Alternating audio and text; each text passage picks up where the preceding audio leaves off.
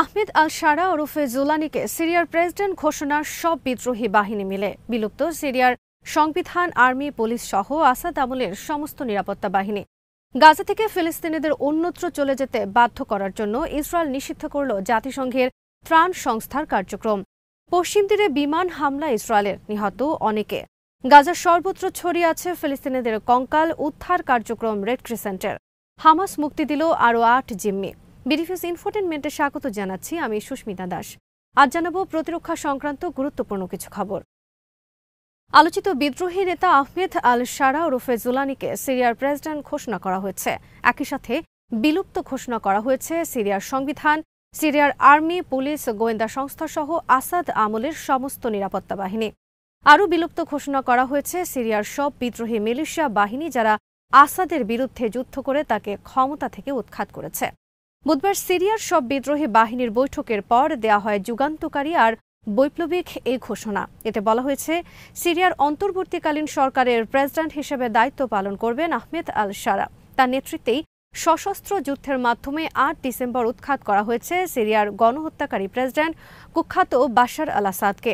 বুধবারের ঘোষণায় আরও বিলুপ্ত করা হয়েছে বাশার আল আসাদের সমাজতান্ত্রিক আরব সোশ্যালিস্ট বাথ পার্টি। ঐতিহাসিক ঘোষণায় বলা হয়েছে, সিরিয়ার সমস্ত মিলিশিয়া বাহিনী নিয়ে গঠন করা হবে সিরিয়ার মূল সেনাবাহিনী। সিরিয়ায় বাশার আমলের কোনো আর্মি, পুলিশ, কোনো গোয়েন্দা সংস্থার অস্তিত্ব থাকবে না সিরিয়ায়। এসব বাহিনী পরিণত হয়েছিল বাশার আল আসাদের ব্যক্তিগত আর পারিবারিক বাহিনীতে এবং তারা ছিল সিরিয়ার জনগণের দুশ্মন। সিরিয়ান আর্মি, পুলিশ সহ বাশার আমলের সমস্ত গোয়েন্দা সংস্থা ও নিরাপত্তা বাহিনী সিরিয়ায় গণহত্যা ও মানবতা বিরোধী অপরাধের নেতৃত্ব দিয়েছে। কলঙ্কিত এসব বাহিনীর কোনো অস্তিত্ব থাকতে পারে না নতুন সিরিয়ায়। সিরিয়ার আর্মি, গোয়েন্দা সংস্থা সহ সমস্ত নিরাপত্তা বাহিনী নতুন করে গঠন করা হবে এবং তাতে স্থান পাবে বাশার আল আসাদের বিরুদ্ধে যুদ্ধরত সমস্ত মিলিশিয়া বাহিনীর সদস্যরা। তাদের নেতৃত্বেই পুনরায় সিরিয়ায় গঠন করা হবে সমস্ত বাহিনী। ঘোষণায় বলা হয়েছে, অন্তর্বর্তী সরকারের প্রেসিডেন্ট হিসেবে আহমেদ আল শারার অন্যতম কাজ হবে দেশটির ওপর থেকে সমস্ত বিদেশি নিষেধাজ্ঞা তুলে নেয়ার ব্যবস্থা করা। ইসরায়েল গাজায় নিষিদ্ধ করেছে জাতিসংঘের ত্রাণ সংস্থার কার্যক্রম। ইসরায়েল এটি করেছে যাতে ট্রাম্পের পরিকল্পনা অনুযায়ী ফিলিস্তিনিরা গাজা ছেড়ে অন্যত্র চলে যেতে বাধ্য হয়। যুক্তরাষ্ট্রের প্রেসিডেন্ট ডোনাল্ড ট্রাম্পের পরিকল্পনা গাজা থেকে ফিলিস্তিনিদের মিশর ও জর্ডানে সরিয়ে নেয়া, আর নেতানিয়াহুর পরিকল্পনা এই সুযোগে গাজা ইসরায়েলিদের জন্য বসতি স্থাপন করা। এই পরিকল্পনা বাস্তবায়নের জন্য ইসরায়েলের প্রধানমন্ত্রী বেঞ্জামিন নেতানিয়াহু আগামী ৪ ফেব্রুয়ারি হোয়াইট হাউসে মিলিত হবেন তার বন্ধু প্রেসিডেন্ট ডোনাল্ড ট্রাম্পের সাথে। ইসরায়েলের সংসদ নেসেট পশ্চিম তীর এবং পূর্ব জেরুজালেমে বৃহস্পতিবার থেকে নিষিদ্ধ করেছে জাতিসংঘ ত্রাণ সংস্থার কার্যক্রম। এর ফলে তারা গাজায়ও প্রবেশ করতে পারছে না ত্রাণ নিয়ে। যুদ্ধবিরতি কার্যকরের পর থেকে এখন পর্যন্ত ৫ লাখের বেশি ফিলিস্তিনি ফিরেছে উত্তর গাজায়। কিন্তু দীর্ঘ ১৫ মাস পর নিজ বসত ভিটায় ফেরার আনন্দ ম্লান হয়ে গেছে তাদের, কারণ সেখানে নেই বসবাসের কোনো পরিবেশ। প্রায় সবার ঘরবাড়ির স্থলে ধ্বংসস্তূপ ছাড়া আর কিছুই অবশিষ্ট নেই বর্তমানে। গাজায় জাতিসংঘের ত্রাণ কার্যক্রম নিষিদ্ধ করায় ফিলিস্তিনিদের পক্ষে গাজায় টিকে থাকা সম্ভব হবে না।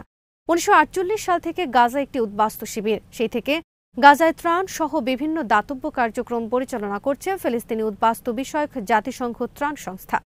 সংস্থাটিতে কর্মরত ছিল ৩০,০০০-এর বেশি ফিলিস্তিনি। জাতিসংঘের এই সংস্থাটি গাজায় ফিলিস্তিনিদের মধ্যে খাদ্যসহ বিভিন্ন ত্রাণ, বাসস্থান, চিকিৎসা, শিক্ষাসহ আরও অনেক ধরনের দাতব্য কার্যক্রম পরিচালনা করত। ইসরায়েলের অভিযোগ, জাতিসংঘের সংস্থার এই কার্যক্রমে গাজায় অতীতে উপকৃত হয়েছে হামাসেরও অনেক লোক কর্মরত ছিল গাজার জাতিসংঘ সংস্থায়। যুদ্ধ চলাকালে ইসরায়েল গাজায় বন্ধ করে দেয় সংস্থাটির কার্যক্রম, কিন্তু যুদ্ধ শেষ হবার পরও ইসরায়েল অনুমতি দিচ্ছে না তাদের কার্যক্রম শুরু করার। জাতিসংঘ সংস্থাকে গাজায় ত্রাণ কার্যক্রম পরিচালনা করতে না দিলে গাজায় লাখ লাখ অসহায় ফিলিস্তিনিদের করুণ পরিণতি বহন করতে হবে। বুধবার আল জাজিরার খবরে বলা হয়েছে, জাতিসংঘ সংস্থাটি বর্তমানে ১০ লাখের বেশি খাদ্যের প্যাকেট নিয়ে অপেক্ষা করছে গাজায় প্রবেশের, কিন্তু ইসরায়েল তাদের অনুমতি দিচ্ছে না। আল জাজিরার বিশ্লেষণে বলা হয়েছে, গাজায় জাতিসংঘের ত্রাণ কার্যক্রম নিষিদ্ধ করার মানে হল স্বাধীন ফিলিস্তিন রাষ্ট্র প্রতিষ্ঠার মৃত্যুঘণ্টা।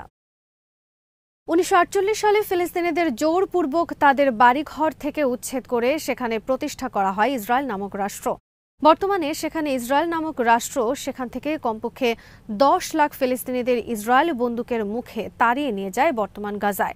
এ সময় ইসরায়েলি মিলিশিয়া বাহিনী ব্রিটেনের নিরাপত্তা বাহিনীর ছত্রছায়ায় হত্যা করে হাজার হাজার ফিলিস্তিনি। গাজার 10 লাখের বেশি ফিলিস্তিনি উদ্বাস্তুদের সহায়তার জন্য 1949 সালে জাতিসংঘের সাধারণ পরিষদে পাশ করা হয় ফিলিস্তিনিদের সহায়তার একটি প্রস্তাব। গঠন করা হয় ফিলিস্তিনি উদ্বাস্তু বিষয়ক জাতিসংঘ ত্রাণ সংস্থা। সেই থেকে এই সংস্থাটি গাজা, পশ্চিম তীর ছাড়াও প্রতিবেশী যেসব দেশে লাখ লাখ ফিলিস্তিনি আশ্রয় নিয়েছে সেখানেও ত্রাণ কার্যক্রম পরিচালনা করে আসছে। দশকের পর দশক ধরে জাতিসংঘের সহায়তায় ছিল ফিলিস্তিনিদের জীবনের অন্যতম অবলম্বন। কিন্তু ইসরায়েল এবার পশ্চিম তীর, পূর্ব জেরুজালেম এবং গাজায় বন্ধ করে দিল জাতিসংঘ সংস্থার এ ত্রাণ কার্যক্রম। হাতে গোনা কয়েকটি মাত্র দেশের প্রতিবাদ ছাড়া গোটা বিশ্ব নীরব ইসরায়েলের মানবতা বিরোধী এ ধরনের সিদ্ধান্তে। 1948 সালে ফিলিস্তিনিদের বাড়িঘর দখল করে গায়ের জোরে ইসরায়েল রাষ্ট্র প্রতিষ্ঠার কারণে 60 লাখের বেশি ফিলিস্তিনি আশ্রয় নেয় জর্ডান, সিরিয়া সহ বিভিন্ন দেশে। বর্তমানে জর্ডানে 23 লাখ এবং সিরিয়ায় 5 লাখ নিবন্ধিত ফিলিস্তিন উদ্বাস্তু রয়েছে। একসময় যাদের বাড়িঘর ছিল বর্তমান ইসরায়েলে। পশ্চিম তীরে নিবন্ধিত ফিলিস্তিনি উদ্বাস্তুর সংখ্যা 12 লাখের বেশি। 2023 সালে গাজায় যুদ্ধ শুরুর আগে ফিলিস্তিনি উদ্বাস্তুর সংখ্যা ছিল 16 লাখ। গাজার মোট ফিলিস্তিনের সংখ্যা ছিল 23 লাখ। পশ্চিম তীরের নামে মাত্র একটি ফিলিস্তিনি রাষ্ট্র থাকলেও সেটি মূলত 1967 সাল থেকে ইসরায়েলের দখলে।